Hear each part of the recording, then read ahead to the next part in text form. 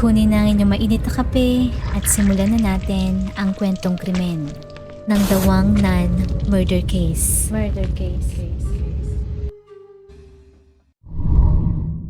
Lumaki si Wang Nan sa China. Nang makatapos ng pag-aaral, nagnegosyo ito at naging successful sa kanyang trading business sa China at Thailand. Noon ay nasa rurok ito ng tagumpay, nakaipon na ng maraming salapi at nakapagpundar ng maraming ari-arian nang makilala nitong isang lalaki na magpapabago ng takbo ng kanyang buhay. Taong 2017, 30 years old si Wang nang dumating sa buhay nito ang man of her dreams na si Yu Xiaodong. Sobrang charming ng 31 years old na si Yu. Sa simula ng kanilang pagdidate, inaliguan siya nito ng maraming regalo, ipinagsulat ng mga tula at dinala sa mga romantic dates. Ayon kay Wang, tuwing umaga noon, kumakatok na lamang si Yu sa kanyang pinto, bit-bit ang masasarap na almusal para sa kanya. Sa tuwing kakain naman sa labas, binabayaran nito ang lahat ng bills. Para kay Wang, hindi lamang may taste si Yu pagdating sa mga bagay-bagay, kundi isa ring financially independent. Ang taong match na match sa kanya, lalo na pagdating sa paghawak ng pera. Kaya naman sa loob lamang ng maikling panahon, mabilis na nahulog ang puso nito rito. After 2 months lamang ay agad na nagpakasal ang dalawa. Subalit sa mga unang linggo pa lamang ng kanilang kasal, nagsimula ang problema ng mag-asawa. Simula pa lamang ay alam na ni Wang na nagmula ang mister sa isang mahirap na pamilya. Gayunpaman, ang hindi nito alam ay adik si Yu sa pagsusugal. Marami itong utang at nakulong na rin ng 8 taon bago pa man sila magkakilala.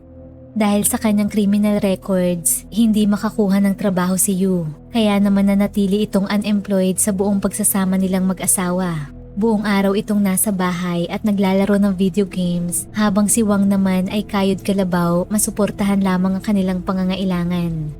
Sa kabila nito, hindi tinalikuran ni Wang ang mister. Sa halip, upang makapagsimulang muli, tinulungan niya itong makapagbayad sa utang.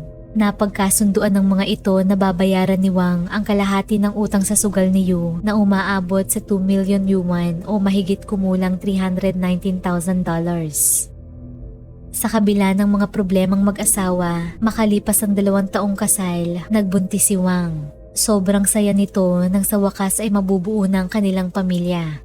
Mula noon ay mas lalo pa itong nagsumikap sa kanyang negosyo. June 2019, nang magbiyahe si Wang at Yu mula sa kanilang bayan sa Jiangsu Province, China, patungo sa Thailand para sa isang business trip. Mamimili ang mga ito roon ng produktong ibebenta pag-uwi. Habang naroon, sinulit ng mga ito ang kanilang trip. Dinala ni Yu ang misis sa iba't ibang national parks. Tila interesado ito sa magagandang cliffs roon. Bagay na pinagtakha ni Wang dahil kilala nito si Yu na takot sa matataas na lugar. Isa sa mga park na inalok nitong puntahan ay ang Pha Thiem National Park. Dinadayo ito ng mga turista dahil sa kahanga-hangang rock formations. Kaya naman noong June 9, 2019, matapos mag-asikaso ng mga produkto para sa negosyo, biyumahe ang mga ito sa Pha Thiem. At doon na nagsimulang magbago ang buhay ni Wang. Isang turista na namamasyal sa park ang nakatanaw kay Wang sa ilalim ng bangin. Malubha itong nasugatan at nabalian. Noon ay halos 30 minutes na itong nakaratay roon habang naghihintay ng tulong. Himala itong nakasurvive sa pagkahulog sa taas na 34 meters o 111 feet. Dahil sa mga sinabitang puno bago tuluyang bumagsak, maswerteng nabuhay si Wang at ang sanggol sa sinapupunan nito. Maya-maya pa, dumating na ang emergency personnel at officers para sa rescue. Nakausap ng mga ito ang mister ni Wang na si Yu. Sa una pa lamang ay nagkaroon agad ang mga ito ng suspisyon. Napuna ng mga ito na nakatanaw lamang ito sa kalayuan habang nire-rescue ang kanyang asawa. Kinabukasan, nang pumutok ang balita sa pahayagan ng Bangkok Post, sinasabing aksidente ang nangyari sa Chinese tourist na si Wang. Ayon sa pahayag ni Yu, nang iwan ito saglit ang misis upang magbanyo, pagbalik ay hindi na niya ito matagpuan. Kaya naman agad nitong kinuha ang kanyang cellphone sa sasakyan upang tawagan si Wang, subalit hindi ito sumasagot. Inakala nitong may pinuntahan ng misis kaya naman nagpa siya itong magmaneho upang maghanap. Habang nasa biyahe, nakasalubong nito ang ambulansya papunta sa park.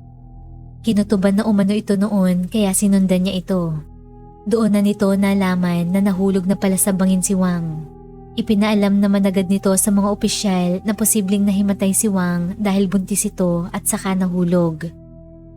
Mula sa pagsusuri sa ospital, napag-alaman na nawasak ang 17 buto ni Wang, kabilang na sa may parteng braso, binti, collarbone at tuhod. Nilagyan ito ng 200 tahi at 100 steel nail sa kanyang katawan. Ang masaklap, sa dami ng gamot na kailangan ni Wang, kinailangang alisin ang baby sa tiyan nito dahil hindi rin ito mabubuhay. Samantala, nang magising mula sa koma, natuklasan ni Wang ang istorya ni Yu ukol sa dahilan ng pagkahulog nito na isang kasinungalingan. Dahil sa kawalan ng kakayanan na magsalita at kumilos, hindi maipaliwanag ni Wang sa mga naroroon ang totoong nangyari. Walang sino man sa mga ito ang nakakaintindi ng Mandarin at isa pa, hindi umaalis si Yu sa kanyang tabi. Kinalaunan, pinilit nitong makausap si Yu. Habang umiiyak, tinanong nito ang mister kung paano niya ito nagawa sa kanya. Subalit tinakot siya nito at sinabing tutuluyan kapag hindi na nahimik. Kaya naman noon ay sinakyan nito ang bersyon ng kwento ni Yu. Isang araw lamang matapos ito, sa desperasyon na makalabas ang katotohanan, sinubukang itakas ni Yu si Wang palabas ng hospital.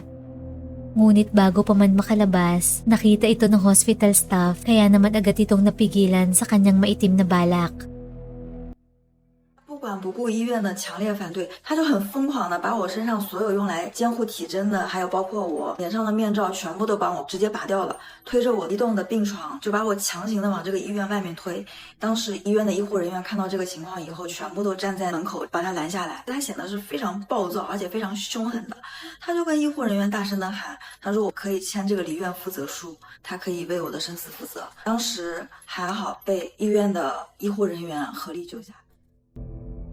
Upang maprotektahan si Wang, inilipat ito sa hospital kung saan hindi ito maaaring bisitahin ni Yu at doon ay nakakuha ang mga ito ng interpreter. Sa wakas, naibulgar na ni Wang na sinubukan itong patayin ang sariling mister. Agad na ipinatawag ang mga pulis para sa investigasyon. Sa ika-5 araw ni Wang sa hospital, naikwento na nito ng buo ang totoong pangyayari nang mahulog ito sa bangin. Ayon kay Wang, dahil sa hiling ni Yu, nagpunta ang mga ito sa Fatem Park upang manood ng paglubog ng araw. Pumuesto ang mga ito sa bandang maganda ang view. Nang malapit na sa gilid ng bangin, niyakap ito ni Yu sa bewang habang nakatalikod. Subalit maya-maya pa, naramdaman na nito ang pagdampi ng kamay ni Yu sa kanyang likuran, sabay sabi ng katagang, "Go to hell," saka siya nito itinulak. Inamin ni Wang na hindi nito maisiwalat ang mga pangyayari sa hospital dahil hindi ito tinatantanan ni Yu. Makalipas ang 2 araw, agad na naaresto si Yu at nakasuhan ng attempted murder. Nang mga panahong yun, napag-alaman na noon ay dumoble na pala ang utang nito mula sa pagsusugal. Sa trial, nag-plead ito ng not guilty. Ayon sa prosecutors, pinagtangka ang patayin ni Yu ang misis na si Wang upang makuha ang life insurance nito na nagkakahalaga ng 100 million baht o $2.5 million pambayad sa kanyang mga utang sa sugal. Naniniwala rin si Wang na pinaplano ni Yu na makuha ang kanyang mga ari-arian pati na rin ang life savings kung siya ay mamatay. Humiling ito sa judge ng parusang kamatayan para kay Yu. Hindi lamang nito pinatay ang kanyang anak kundi winasak nito ang kanyang buhay, ang kalusugan, career, pati na rin ang kanyang future. Gayunpaman, nahatulan si Yu ng guilty at nasintensyahan ng habang buhay na pagkakakulong at pinagbabayad ng halagang 1.1 million yuan o $170,000. Sa loob ng ilang buwan, nanatili si Wang sa wheelchair. Lumipat ito ng tirahan sa kanyang mga magulang na sumuporta at nag-alaga sa kanya. Dumaan si Wang sa maraming surgeries at sa loob ng 4 na taon ay sumailalim sa intense physical therapy. Noong 2021, umapela si Yu sa korte. Napalitan ng attempted manslaughter ang hatol nito at bumaba sa 10 taon ang kanyang sintensya. Sa patuloy na paglaban ni Wang noong June 2023, sa wakas ay muling napalitan ng attempted murder ang hatol kay Yu. Naging 33 years ang final sentence nito. Noong April 2023, sa edad na 35, nagbunga ang mga paghihirap ni Wang. Sa unang pagkakataon ay nakalakad itong muli ng walang gamit na walker o tungkod.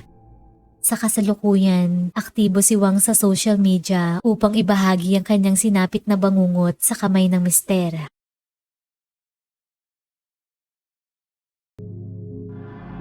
Kung nagustuhan mo ang ating kwentong krimen, huwag kalimutang mag-like, subscribe at comment sa kung ano ang iyong opinyon tungkol rito.